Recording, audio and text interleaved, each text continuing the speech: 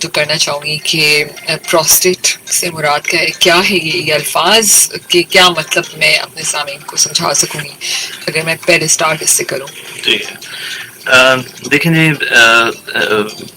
قدرتی طور پہ ہمارے جسم میں جس طرح بہت سارے آرگنز موجود ہیں، جیسے دماغ ہے، دل ہے، لنگس ہیں، ہمارا جگر ہے، ہماری لبلبہ ہے، یہ سارے آرگنز ہیں ہماری باڈی کے.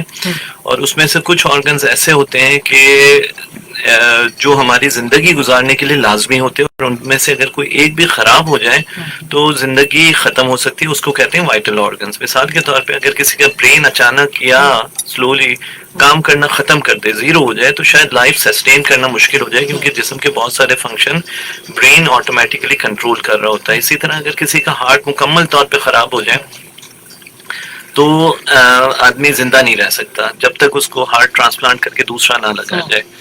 گردے اس طرح، اگر گردے دونوں گردے اگر مکمل طور پہ فیل ہو جائیں اور اس کا علاج نہ کیا جائے تو زندگی ختم ہو جاتی ہے. بعض آرگنز ہماری باڈی میں ایسے ہوتے ہیں کہ جن کو مثال کے طور پہ اگر نکال بھی دیا جائے تو وہ زندگی ختم نہیں ہو جاتی، لائف اینڈ ڈیتھ ایشو نہیں ہوتے. مثال کے طور پہ بڑا عام آپ نے سنا ہوگا کہ اپینڈکس نکال دیا جاتا ہے، یا پتے کا آپریشن ہوتا ہے کہ جس میں پتے کی پتھری ہو جائے تو پتا نکال دیا جاتا ہے. تو وہ ہماری باڈی کے وہ آرگنز ہوتے ہیں جس کے بغیر زندگی اپنی نارمل طریقے سے چل سکتی ہے. اس کی میں ایک مثال یہ دے دوں کہ اگر کسی کی دو آنکھیں ایک آنکھ میں مکمل خراب ہو گئی ہے تو ناکارہ ہو گئی ہے، تو ہم زندگی چلتی رہے گی، وہ دوسری آنکھ سے اپنے سارے کام پورے کر لے گا. صحیح بات ہے. پروسٹیٹ گلینڈ ایک ایسا گلینڈ ہے ہماری باڈی میں جو کہ مثانے سے آگے جہاں پیشاب کا راستہ شروع ہوتا ہے وہاں پہ واقع ہوتا ہے، جسم کے اندرونی حصے میں. اور یہ صرف مردوں میں ہوتا ہے، یہ خواتین میں پروسٹیٹ گلینڈ نہیں ہوتا. اس کے کچھ فنکشنز ہوتے ہیں جو کسی حد تک ہمارے لیے ضروری ہوتے ہیں، اور پھر اس کے بعد اس کی موجودگی یا نہ موجودگی کوئی زیادہ میٹر نہیں کرتی لائف اینڈ ڈیتھ کے معاملات میں. اس کو کہتے ہیں پیشاب کے غدود بھی سمجھایا جاتا ہے، اور یا اس کو پروسٹیٹ گلینڈ کہتے ہیں. یہ ہماری باڈی میں موجود ہوتا ہے، اور اس کا بڑھ جانا اس کے لیے تکلیف، مریض کے لیے تکلیف کا باعث ہوتا ہے. اس وجہ سے اس کی ایک اہمیت ہے جسمانی نوعیت میں. صحیح. تو پروسٹیٹ انلارجمنٹ سے کیا مراد ہے؟ اس کی کیا وجوہات کیا ہوتی ہیں، کیوں ہو جاتا ہے، یا میں یہ بھی کہوں کہ کس عمر میں ہو جاتا ہے؟ جی دیکھیں، بیماری ایک ایسی چیز کا نام ہے جو خرابی لے آئے جسم کے اندر. جو ایک ایجنگ پروسیس ہوتا ہے، مثال کے طور پہ بالوں کا سفید ہو جانا عمر کے ساتھ ساتھ، ہمارے چہروں پہ یا ہاتھوں پہ جو اسکن ہے اس میں رنکلز آ جانا، اسی طرح وقت کے ساتھ ساتھ آنکھیں کمزور ہونا، یہ جو ساری چیزیں ہیں یہ بیماری نہیں ہوتے، یہ ایجنگ پروسیس ہوتا ہے.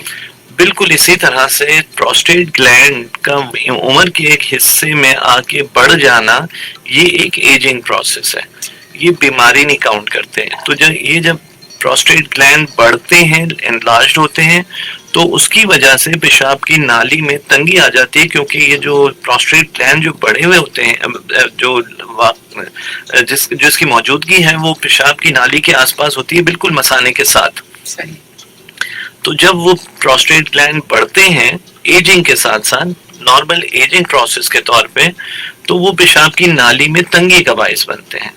اور یہی وہ وقت ہوتا ہے جو مریض کو پیشاب کی، مردوں میں 50-60 سال کی عمر میں پیشاب کی جو تکلیف شروع ہوتی ہے، پیشاب کا آہستہ آہستہ بہنا، رکاوٹ محسوس ہونا، اسی طرح رات میں پیشاب محسوس ہونا، یہ ساری چیزیں جو ہیں وہ اسی پروسٹیٹ گلینڈ کے بڑھنے کی علامت ہے. یہ سب علامتیں ہیں، یہ سب اس کی علامتیں. صحیح. تو اچھا ڈاکٹر صاحب، لیکن ہمیں یہ پتہ کیسے چلتا ہے کہ پروسٹیٹ بڑھ چکے ہیں؟ تو یہ ہمیں کیسے پتہ چلتا ہے؟ اور یہ پروسٹیٹ کا فائدہ اور نقصان بھی ذرا بتائیے گا، کیونکہ یہ سوال یہاں پر بھی آیا ہوا ہے کہ اس کا نقصان اور فائدہ کیا ہوتا ہے. جی، پروسٹیٹ گلینڈ کا نقصان اور فائدہ کیا ہوتا ہے؟ دیکھیں، پروسٹیٹ گلینڈ جہاں تک اس بات کا تعلق ہے جی وہ کیا ضروری کام ہے جو پروسٹیٹ گلینڈ ہمارے جسم میں پرفارم کرتا ہے. پروسٹیٹ گلینڈ کا ایک رول مردوں میں سیکشل فنکشن میں تو اس کا رول ہے، اور وہ ایک لائف کے ایک اسپین تک اس کا بڑا انوالومنٹ رہتی ہے کہ جی اس کا سیکشل فنکشن پہ افیکٹس ہوتے ہیں. ٹھیک ہے. البتہ اگر یہ پروسٹیٹ گلینڈ کسی بھی ریزن کی وجہ سے اگر پروسٹیٹ گلینڈ میں کوئی بیماری آ جائے یا کوئی خرابی آ جائے یا بڑھ جائے تو اس کا مطلب ہرگز یہ نہیں ہے کہ پروسٹیٹ گلینڈ بڑھنے کی وجہ سے مردوں میں سیکشل فنکشن جو ہے وہ خراب ہو گیا. نہیں, پروسٹیٹ گلینڈ کے بڑھنے کی وجہ سے اس کا سیکشل فنکشن میں کوئی خرابی نہیں آتی ہے. ٹھیک ہے. جو خرابی آتی ہے, جو تکلیف ہوتی ہے, وہ اس کے پروسٹیٹ گلینڈ کے بڑھنے کی وجہ سے پیشاب کی نالی میں تنگی آتی ہے, جس کی وجہ سے پیشاب کرنے میں تکلیف آتی ہے, اور اس کو کہتے ہیں پروسٹیٹک انلارجمنٹ اینڈ یورینری پرابلمس. تو جو نقصانات کی جو آپ بات کر رہی ہیں, جب پروسٹیٹ گلینڈ بڑھتا ہے تو چونکہ مردوں میں تکلیف کا باعث ہوتا ہے, اس لیے اس کو اس کی اہمیت ہے. صحیح. وعلیکم السلام میڈم. ڈاکٹر صاحب سے یہ پتہ کرنا ہے کہ یورین کرنے کے بعد 10-15 منٹ کے بعد جو ڈراپس آتے ہیں یہ کوئی بیماری ہے یا عام طور پر آتے ہیں, اس کا کیا ریزن ہے؟ اوکے جی, بہت شکریہ. جی ڈاکٹر صاحب. جی بہت شکریہ اس سوال کا. دیکھیں ہمارے یہاں یہ ایک بہت کامن سی کمپلین ہے, اور یہ عام طور سے ینگ لوگوں میں ہی ہوتی ہے, جوان لوگوں میں, لائک جن کی ایج تقریباً کوئی 20 سال سے لے کے 40 سال کے درمیان ہے, وہ یہ اکثر و بیشتر اس کمپلین کے ساتھ آتے ہیں کہ پیشاب کرنے کے بعد قطرے آتے ہیں. دیکھیے پیشاب کرنے کے بعد قطرے آنا جو عموماً لوگوں کو جو یہ فیل ہوتا ہے کہ یہ کوئی بیماری ہے,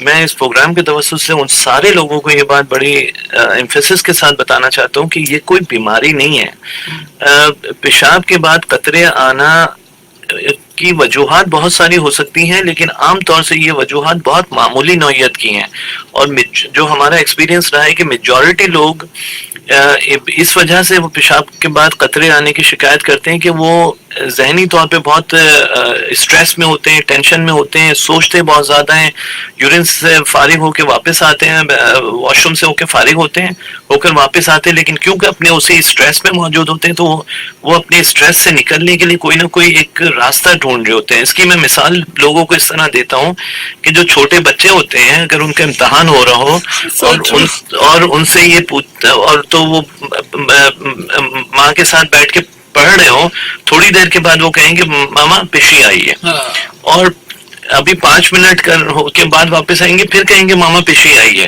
پھر کہیں گے ماما پشی آئی ہے. وہ کیا چیز ہوتی ہے, بچے اپنے امتحان کی وجہ سے جو کہ مینٹلی بہت اسٹریس میں ہوتے ہیں, وہ اپنے اس اسٹریس کو ڈائیورٹ کرنے کے لیے کوئی نہ کوئی ادھر ادھر کا راستہ نکالتے ہیں. بالکل یہی ذہنی کیفیت جو کہ ہمارا ذہن تقریباً ایک ہی طرح سے ساری زندگی کام کرتا ہے, تو ہم اپنے دوسری طرح کے بڑے ہونے کے بعد بھی اپنے اسٹریسز نکالنے کے لیے کوئی نہ کوئی راستہ ڈھونڈتے ہیں. کوئی سوتے زیادہ ہیں, کوئی جاگتے زیادہ ہیں, کوئی کھاتے زیادہ ہیں, کوئی کھانا چھوڑ دیتے ہیں. اسی طرح بعض لوگوں کے ذہن میں اسٹریس کو ریلیو کرنے کے لیے بار بار یورین کے لیے جانا جو ہے وہ ایک ریلیونگ فیکٹر کے طور پہ استعمال ہوتا ہے, اور یہ سب سے بڑی وجہ ہوتی ہے. اس کے علاوہ بعض ایک لوگوں میں تکلیف ضرور ہوتی ہے پیشاب کے قطرے آنے کی, لیکن اس کی کوئی بہت بڑی نوعیت نہیں ہوتی.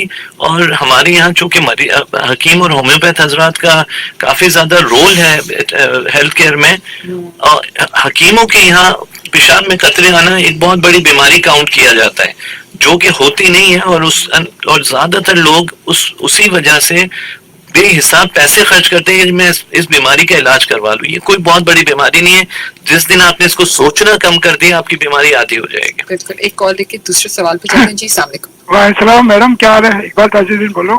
جی شعیب صاحب بول رہے ہیں کلینی سینٹر. ڈاکٹر شعیب کوئی سوال کرنا چاہیں گے؟ ہاں جی سر, کیسے ہیں سر آپ؟ السلام علیکم. جی الحمدللہ. وعلیکم سر السلام. میرے کو 2 چھوٹی کوئری ہے. ایک سوال یہ تھا کہ اگر یہ گدودوں کا کوئی مسئلہ ہوتا ہے تو اس کے لیے کیا آخری حل کیا جو ہے آپریٹ کرنا ہی ہے, یا اس کے علاوہ بھی مطلب بغیر آپریٹ کے بھی اس کا علاج ہو سکتا ہے؟ ایک سوال یہ.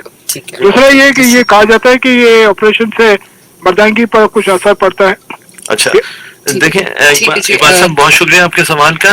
ہم اسی سوال پہ بس ابھی آ رہے تھے. جی بالکل اسی چیز کا جب میں جواب آپ اگر پروگرام سنتے رہیں گے تو یہ ساری باتیں اس میں ڈسکس ہو جائیں گی, تو آپ اگر پروگرام سے کنیکٹ رہیں تو آپ کو جواب مل جائے گا. بالکل. اچھا ڈاکٹر صاحب, ڈاکٹر کے پاس جانے کی کب ضرورت ہے؟ کیسے آپ کو پتہ چلتا ہے کہ ٹھیک ہے یہ علامتیں بھی تو آپ نے بتا دی، لیکن اب ڈاکٹر کے پاس جانے کی ضرورت کب ہے اور کون سے ڈاکٹر کے پاس جانے کی ضرورت ہے؟ جی دیکھیں، یہ جو پیشاب کے معاملات اور یہ جو پیشاب کے غدود جیسے پروسٹیٹ گلینڈ کہا جاتا ہے، اس کے جو مسائل شروع ہوتے ہیں وہ جنرلی 50 سال کی عمر کے بعد شروع ہوتے ہیں. تو عام طور سے اگر جب مریض یہ محسوس کرنا شروع کرے کہ مجھے رات میں پیشاب کے لیے 1-2 دفعہ اٹھنا پڑ رہا ہے، میں جب دن میں پیشاب کر کے واپس آتا ہوں تو مجھے پوری طرح میں فارغ نہیں ہوتا ہوں، بلکہ مجھے لگتا ہے کہ تھوڑی دیر کے بعد مجھے پھر سے پیشاب محسوس ہوگا، مثانہ پوری طرح خالی نہیں ہوا ہے، یہ سارے معاملات اگر فیل ہونا شروع ہو جائیں تو اس کا مطلب ہے کہ اب آپ کو ضرورت پڑ گئی ہے کہ پروسٹیٹ گلینڈ کی ٹریٹمنٹ کی طرف آیا جائے. کس کو دکھانا ہے؟ سب سے پہلے تو اس کا علاج جو ہے اپنے گلی محلے میں جو بھی کوالیفائڈ ڈاکٹر بیٹھتے ہیں MBBS والے، آپ ان کو دکھائیں.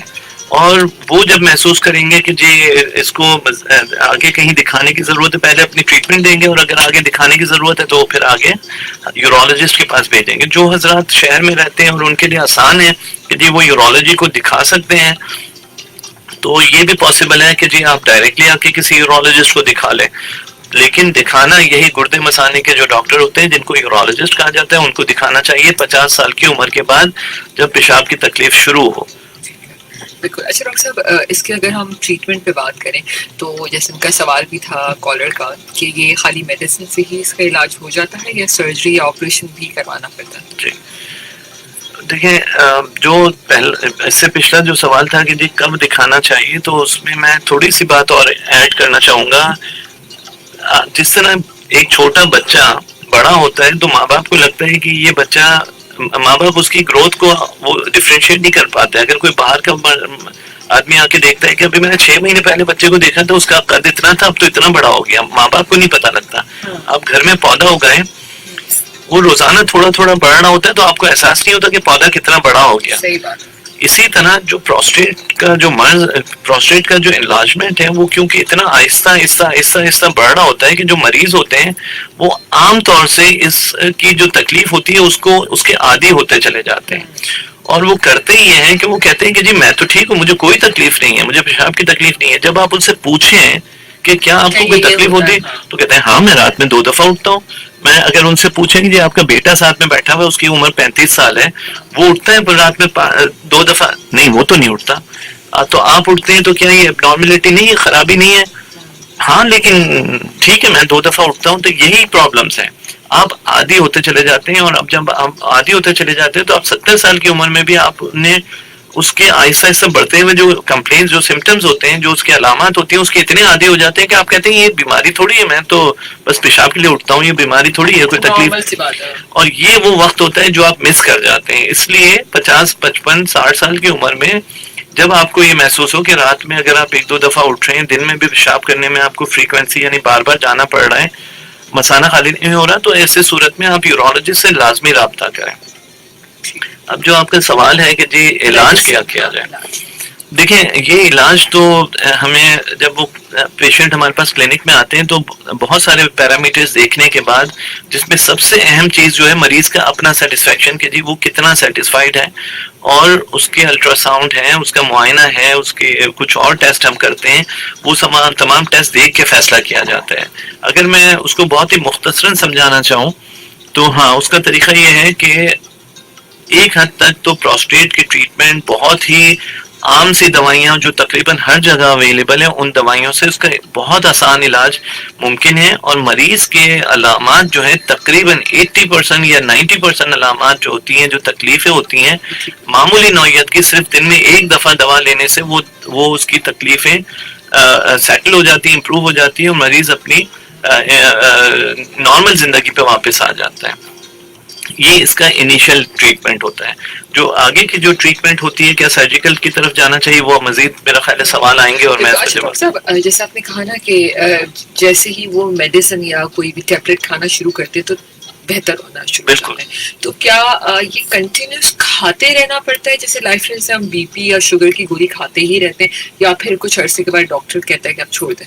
جی دیکھیں چونکہ جیسے میں نے اپنے پروگرام کے شروع کے حصے میں بتایا کہ جی پروسٹیٹ کا بڑھ جانا ایجنگ پروسیس ہے. آپ اگر آج 60 سال کے ہیں تو 1 سال کے بعد آپ 61 سال کے ہی ہوں گے, آپ 59 سال کے نہیں ہو جائیں گے, اور اس سے اگلے سال آپ 62 سال کے ہو جائیں گے.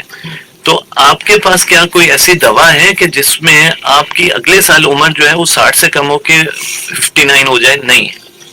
ٹھیک ہے, اب آپ مجھے یہ بات بتائیں کہ جب آپ ایجنگ کر ہی رہے ہیں تو ایجنگ کے ساتھ ساتھ پروسٹیٹ گلینڈ بھی بڑھیں گے. جب پروسٹیٹ گلینڈ بڑھیں گے تو آپ کی تکلیف مزید بڑھے گی. تو جو ٹریٹمنٹ آپ آج لے رہے ہیں آپ کو 2 سال کے بعد بھی ضرورت پڑے گی.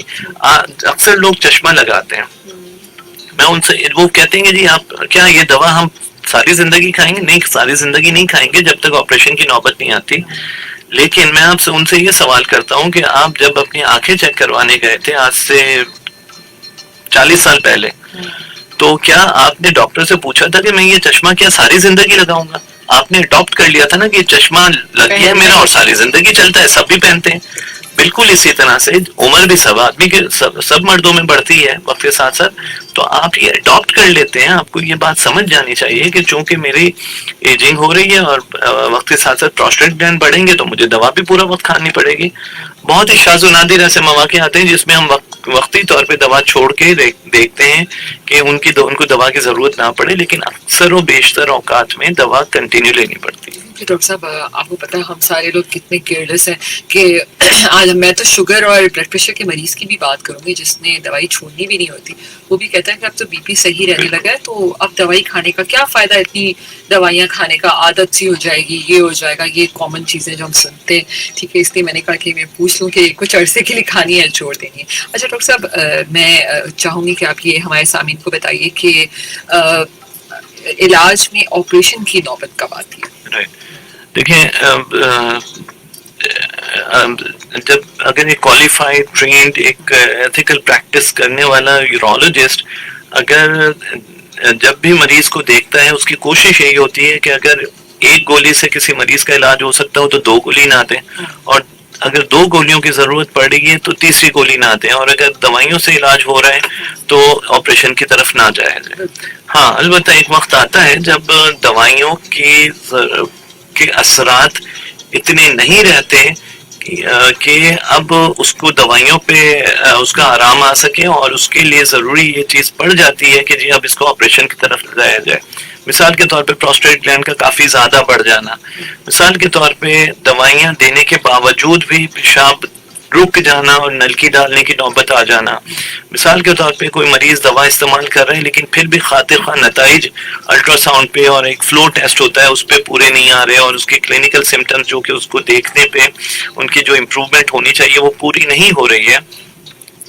تو ایسی صورت میں ان کو لازمی ہے یہ چیز کہ آپریشن کی طرف جایا جائے. بالکل بالکل آپ سے کہہ رہے ہیں ڈاکٹر صاحب. ایک چھوٹا سا بریک لیتے ہیں, ٹھیک ہے؟ بریک کے بعد اور میں چاہوں گی کہ سامعین کو بتائیں کہ اگر نہ علاج کرایا جائے, بہت سارے لوگ بہت ساری چیزوں سے ڈرتے ہیں, جیسے ایک کالر کی بھی ابھی کال تھی, تو کیا کمپلیکیشنس آئے. ٹھیک ہے, اگر میڈیسن نہیں کھائی جا رہی, اگنورنس پہ چل رہا ہے سب کچھ معاملہ, تو کیا کس قسم کے رسک فیکٹر یا کیا کمپلیکیشنس ہو سکتی ہیں؟ جی دیکھیں, پہلی چیز تو یہ کہ اگر علاج نہ کروایا جائے, پروسٹیٹ کا علاج نہ کروایا جائے یعنی پروسٹیٹ انلارجمنٹ کا, تو کیا کمپلیکیشنز آ سکتی ہیں. جیسا کہ آپ نے بتایا کہ اکثر بیماریوں کی صورت میں ہمارے یہاں لوگ ٹریٹمنٹ کو اوائڈ کرتے ہیں, ٹریٹمنٹ نہیں لیتے ہیں, اور اس کی وجہ سے کمپلیکیشنز ہوتی ہیں اور بڑے ایڈوانس اسٹیج میں مریض پھر ہمارے پاس پہنچتے ہیں. یہی چیز پروسٹیٹ انلارجمنٹ کے بارے میں بھی ہے کہ اگر پروسٹیٹ انلارجمنٹ کا ایک حد تک علاج نہ کروایا جائے تو پھر اس میں پروسٹیٹ گلینڈ اتنی حد تک بڑھ جاتے ہیں کہ اس کی کمپلیکیشنز آ سکتی ہیں. چونکہ ہمارا شعبہ ہم لوگ صبح سے شام تک ڈیل ہی ان چیزوں میں کرتے ہیں, گردے مسانے وغیرہ کے امراض میں, تو ہمارے پاس بعض دفعہ پروسٹیٹ انلارجمنٹ جو کہ بہت ہی آسانی سے ٹریٹمنٹ والا مرض ہے, اس کا علاج اس لیول پہ پہنچ جاتا ہے کہ دونوں کڈنیز فیل ہو جاتی ہیں. تو اگر اس کو مکمل طور پہ چھوڑ دیا جائے علاج کرنے کو تو آپ یہ اندازہ لگائیں کہ نہ صرف یہ کہ مثانے کا اپنا کام یعنی جسم کے اندر جو پیشاب کی اسٹور کرنے کی جو جگہ ہے جس کو مثانہ کہتے ہیں، نہ صرف یہ کہ وہ ڈیمیج ہو جاتے ہیں بلکہ بعض دفعہ یہ اس حد تک پہنچ جاتا ہے کہ اوپر کڈنیز میں ڈیمیج ہونا شروع ہو جاتی ہیں اور کڈنی فیلئر تک معاملات چلے جاتے ہیں. تو اس کو اگنور نہ کیا جائے، وقت پہ علاج کرایا جائے اور ڈاکٹرز کی ایڈوائس کے مطابق، ان کی ہدایت کے مطابق ٹریٹمنٹ لی جائے. یہ لائک اگر علاج نہ کرایا جائے تو اس بات کا جواب ہے. بالکل. کال لیتے جی. السلام علیکم. وعلیکم السلام. تھوڑا سا زور سے بات کیجیے گا پلیز. جی مجھے واجد رمضان کہتے ہیں، سید آباد بلدیہ ٹاؤن کراچی سے. جی واجد صاحب. جی میرے کو جو ہے نا کافی ٹائم سے یہ پیشاب کی نالی میں انفیکشن. دوسری میری ایک سائڈ جو ہے نا گولی ذرا چھوٹی ہوگی، اور اب جو دوسرے نا اس میں بھی مجھے گردے میں اس میں درد رہتا ہے. ٹھیک ہے. اور دوسرا مجھے جو ہے نا جب پخانے کرنے جاتا ہوں نا تو پیشاب پریشر سے بنا ہوتا ہے، مگر جب جیسے بیٹھتا ہوں نا تو محسوس ہی نہیں ہوتا، پتہ ہی نہیں چلتا، نکلتا ہی نہیں، پخانا نکل آتا. ٹھیک ہے جی، بہت شکریہ آپ کی کال کا. جی ڈاکٹر صاحب. اچھا والد صاحب بہت شکریہ آپ کے سوال کا. اس میں آپ نے بہت سارے سوال ایک ساتھ کر لیے. میں آپ کو جو ریلیونٹ آنسر ہے وہ دے دیتا ہوں. آپ جیسے بتا رہے ہیں کہ جی جب آپ اسٹول پاس کرنے جاتے ہیں تو آپ کو پیشاب میں بھی شدت محسوس ہوتی ہے، تو جی یہ بالکل آپ کی بات بالکل صحیح ہے. یہ جو آپ کو پیشاب میں جو شدت محسوس ہو رہی ہے اس کی وجہ غدود کا ہی پروسٹیٹ کا گلینڈ کا بڑھ جانا ہے. آپ نے ضمناً ایک سوال یہ پوچھا کہ جی آپ کے ٹیسٹیز ایک چھوٹا ہو گیا ہے، تو یہ بات میں غلط فہمی ٹھیک کرنا چاہتا ہوں کہ اکثر اوقات پروسٹیٹ گلینڈ اور ٹیسٹیز کو کنفیوز کرتے ہیں. ٹیسٹیز جو ہوتے ہیں وہ تولیدی نظام سے متعلق ہوتے ہیں، جو مردانہ جراثیم یعنی نطفہ وغیرہ بنانے کے لیے جو ہمارے جسم کا حصہ ہوتے ہیں وہ انٹائرلی مختلف ایک الگ چیز ہے. اور پروسٹیٹ گلینڈ جو ہے وہ جسم کے اندرونی حصے میں ہوتا ہے جو مثانے کے ساتھ ہوتا ہے. تو ان دونوں چیزوں کا آپس میں کنفیوز نہ کیا جائے. اس کا سائز اگر ٹیسٹس کا سائز چھوٹا ہو گیا ہے تو وہ اپنی جگہ ایک اہمیت ضرور رکھتا ہے. آپ کے جو سمٹمز ہیں اس کے لیے یقیناً آپ کو کسی یورولوجسٹ کو دکھانے کی اور علاج شروع کرنے کی ضرورت ہے. تو بہتر یہ ہوگا کہ آپ کسی یورولوجسٹ کو لازمی وزٹ کریں. بالکل. اچھا ڈاکٹر صاحب، ایک تو آپ نے ہمیں بتایا کہ ادویات نہ کھانے سے کیا کمپلیکیشنز آ سکتی ہیں. اچھا بہت دفعہ جیسے خوف ہمیشہ سرجری یا آپریشن کا خوف ہمیشہ ہر شخص کو ہوتا ہے. وہ یہی چاہتا ہے کہ یار دوائی سے آرام آ جائے تو زیادہ بہتر ہے. جب آپریشن کی ضرورت ہے اور نہیں کروایا جا رہا تو کیا مسئلے ہو سکتے ہیں، یا کوئی سرجری کرانے کے بعد بھی کمپلیکیشنز ہوتی ہیں؟ جی دیکھیں، پہلے تو یہ بات کلیئر کر لی جائے کہ جو آپریشن اس کے لیے جو پروسٹیٹ کا جو آپریشن ہوتا ہے، اب یہ وہ والا آپریشن نہیں رہا جو آج سے 25-30 سال پہلے آپریشن کیا جاتا تھا کہ ایک چیرا لگا کے اور پھر مثانے کے اندر سے غدود کو باہر نکالا جاتا تھا. وہ ایک بہت ہی تکلیف دہ، مشکل، اور اس آپریشن کے بعد کئی قسم کے پرابلمز فیس ہوتے تھے. اور وہ والا آپریشن میرا خیال ہے کہ دنیا میں کے تقریباً ہر حصے میں اب ختم ہو گیا ہے. یہ افسوس کی بات ہے کہ چند ایک جگہوں پہ ابھی بھی لوگ یہ والے آپریشنز کر رہے ہیں. پاکستان جیسے پسماندہ ممالک میں یا اندرونی علاقوں میں وہ جو کہ نہیں ہونا چاہیے. اب اس کا جو آپریشن ہوتا ہے وہ کسی چیرے کسی کٹ کے بغیر کیمرے کے ذریعے پیشاب کی نالی میں وہ اوزار ڈال کے اور اندرونی حصے سے وہ پروسٹیٹ گلینڈ کا وہ حصہ نکال دیا جاتا ہے جو مسئلے جو بڑھا ہوا ہو، اور اس میں کسی قسم کا کٹ نہیں لگتا. مریض صرف 2 دن اسپتال میں رہتا ہے اور تیسرے دن گھر چلا جاتا ہے. تو پہلے تو یہ بات کہ یہ غلط فہمی نکال دی جائے کہ جی کوئی بہت بڑا میجر آپریشن ہوتا ہے. یہ کیمرے کے ذریعے، بعض دفعہ ہم اس کو لیزر کے اندر کیمرہ ڈال کے لیزر کے ذریعے بھی آپریشن کر سکتے ہیں اور اس کو صاف کر دیا جاتا ہے تاکہ مریض کے جو مسائل ہیں غدود بڑھنے کی وجہ سے وہ کلیئر ہو جائیں. تو یہ کوئی اتنا بہت تکلیف دہ آپریشن نہیں ہے. صحیح. اچھا ڈاکٹر صاحب، ہم بات ایک اور بھی کر رہے تھے. میں نے کہا تھا کہ اگر جب سرجری ہو جاتی ہے اس کے بعد تو کوئی کمپلیکیشنز نہیں ہوتی نا، ہم نارمل روٹین پہ بندہ آ جاتا ہے، اور کیا سرجری کرانے کے بعد دوبارہ سے یہ مسئلہ ہو سکتا ہے؟ جی اکثر لوگوں کے ذہن میں یہ غلط فہمی ہے کہ جی جو پروسٹیٹ کا جو آپریشن کیا جاتا ہے اس کے بہت سارے مسائل ہوتے ہیں. یہ کیوں ایسا ہوتا ہے؟ کیونکہ یقیناً ہر آپریشن سے، مثال کے طور پہ اگر کسی کا دل کا آپریشن ہو، بائی پاس آپریشن ہو، تو یہ اس لیے کیا جاتا ہے کہ ہارٹ اٹیک نہ ہو. تو کیا ہارٹ اٹیک ہونے بائی پاس آپریشن کے بعد مریض کو دل کا مسئلہ ختم ہو جاتا ہے؟ ہرگز نہیں. اس کے بعد بھی اس کو احتیاط رکھنی پڑتی ہے. اسی طرح اگر کسی کا اگر گھٹنے میں خرابی ہو گئی اور گھٹنا تبدیل کرنے کا آپریشن کر دیا گیا تو بعض ایک احتیاطی تدابیر اس کے بعد بھی جاری رکھنی پڑتی ہیں. مسائل اس کے بعد بھی ہو سکتے ہیں. لیکن یہ دیکھا جائے کہ اگر 1000 مریضوں کا یہ آپریشن کیا گیا تو کتنے مریض بالکل ٹھیک ہو گئے اور کتنے مریض میں خرابی ہوئی, تو وہ شاید اس کا جو تناسب ہے وہ شاید 1% بھی نہیں آتا. اس 1% کی وجہ سے کوئی 99 مریض اپنا آپریشن اور علاج کرانا روک نہیں دیتے. اور یہی چیز باقی لوگوں کو بھی سمجھنی چاہیے.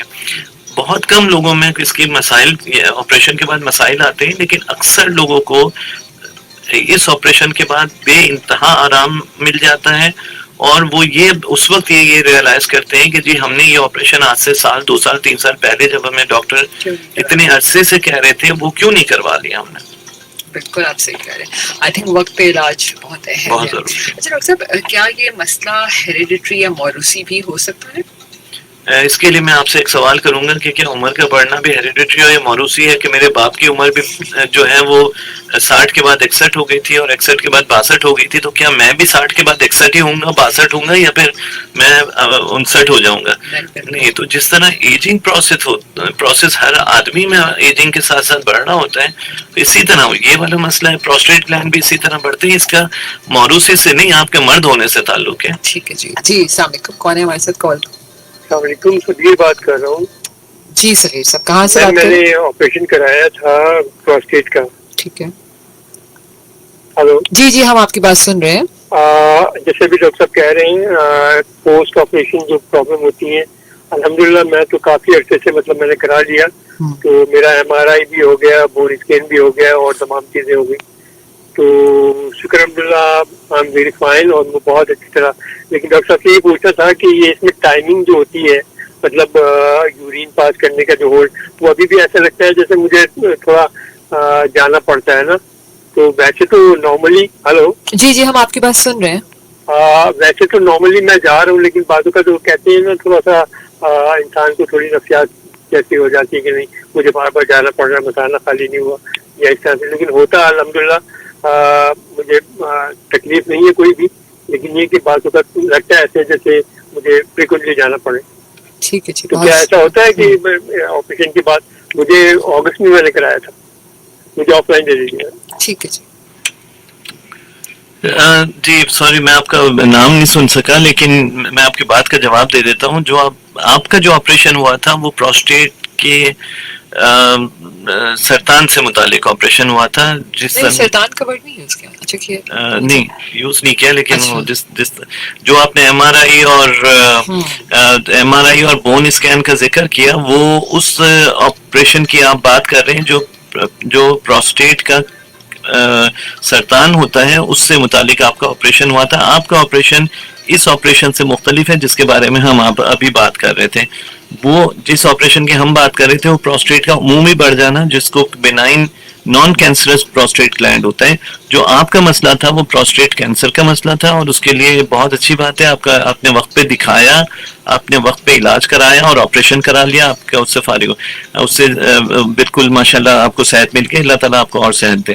جو آپ کا سوال ہے کہ جی فریکوینسی محسوس ہوتی ہے, جی بالکل یہ بات آپ کی آپ کے آپریشن سے متعلق میں یہ بات بتا رہا ہوں کہ جی آپ کو اگر پیشاب کی فریکوینسی محسوس ہوتی ہے تو چونکہ آپ کے آپریشن کی نوعیت ہی مختلف ہے, آپ کے کیس میں مکمل پروسٹیٹ نکال دیا گیا ہے اور اب آپ کے جسم میں پروسٹیٹ نہیں ہے, موجود ہی نہیں ہے. تو یہ والا معاملات جو ہوتے ہیں وہ پروسٹیٹ کے عمومی بڑھ جانا جس کو بینائن پروسٹیٹک انلارجمنٹ کہتے ہیں اس سے مختلف ہے. آپ کا جو معاملات ہیں وہ اس آپریشن سے متعلق ہیں. اس میں فریکوینسی اگر محسوس ہوتی ہے تو آئی ایم شیور کہ آپ کو کچھ دوائیاں دی گئی ہوں گی اور وقت کے ساتھ ساتھ انشاءاللہ اس میں بھی امپروومنٹ آ جائے گی. جس بینائن پروسٹیٹک انلارجمنٹ کی سرجری کی ہم بات کر رہے ہیں اس میں فریکوینسی انفیکٹ کم ہو جاتی ہے. اگر آپ رات میں 3 دفعہ 4 دفعہ اٹھتے تھے تو آپریشن کے بعد شاید 1 دفعہ یا 1 دفعہ بھی اٹھنے کی ضرورت نہ پڑے. دن میں بھی اسی طرح معاملات آپ کے بہتر ہو جاتے ہیں. کال لیتے. جی السلام علیکم. السلام علیکم صاحب. جی کون بات کر رہا ہوں میں. جی عطا صاحب. میری عمر 62 سال ہے. ٹھیک ہے. ڈاکٹر صاحب سے پوچھنا تھا کہ رات کو تقریباً 2-3 مرتبہ میں پیشاب کے لیے اٹھتا ہوں اور بار بار پیشاب آتا ہے اور पेशाब में बदबू बहुत आती है। ठीक है जी, बहुत शुक्रिया आपकी कॉल का। जी अता साहब, बिल्कुल आपके जैसे ही मरीजों के लिए आज इन्होंने ये प्रोग्राम किया है। आपकी उम्र 62 साल है, आपकी फ्रीक्वेंसी बढ़ना शुरू हो गई, रात में भी उठना पड़ता है, दिन में भी आपको। आई एम श्योर कि आप अगर मजीद में 4 बातें पूछूंगा तो वो पता लगेगा कि जी आपको ये सारी तकलीफें भी हैं। ये वो वक्त है जब आपको यूरोलॉजिस्ट से जाके मिलना चाहिए और अपना इलाज शुरू करना चाहिए। एक और कॉल लेते हैं जी। अस्सलाम वालेकुम। सलामकुम, सदीर बात कर रहा हूँ। डॉक्टर साहब, मेरा TURP हुआ था, TURP हुआ था, बिनाइन प्रोस्टेट का ही था, इनलार्जमेंट का। ठीक है जी। जो आप बता रहे हैं कि उसका कैंसर का, वो तो उन्होंने मतलब कहा था एहतियातन हम दिखा रहे हैं आपको, लेकिन वो था नहीं। क्या TURP में भी ऐसे ही होता है? अच्छा जी, आपके सवाल का भी बहुत शुक्रिया। ये जो TURP ऑपरेशन होता है, इसी की हम बात कर रहे हैं शुरू से लेकर अभी तक।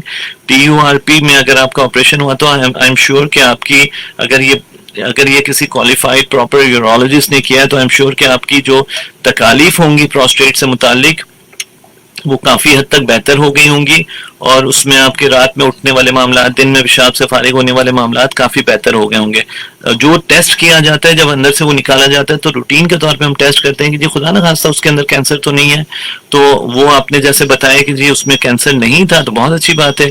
TURP अपनी जगह बहुत अच्छा ऑपरेशन है, सही तरीके से होना चाहिए, सही क्वालिफाइड और अच्छी जगह पे होना चाहिए, क्योंकि ये छोटे मोटे अस्पतालों में करने वाला ऑपरेशन नहीं है, क्योंकि ऑपरेशन के बाद इसमें कॉम्प्लिकेशंस आने के मामला काफी ज्यादा हो सकते हैं। तो इसलिए बेहतर ये होता है कि इसको अच्छी जगह ऑपरेशन करवाया जाए जहाँ पे क्वालिफाइड और ट्रेन्ड यूरोलॉजिस्ट मौजूद हो। एक कॉल लेके ब्रेक लेते हैं जी। अस्सलाम वालेकुम। सॉरी मैडम, आपको वो कर रहा हूँ, मैंने डॉक्टर अजीज अब्दुल्ला से करवाया है लियाकत से। चले जी, बहुत जी शुक्रिया।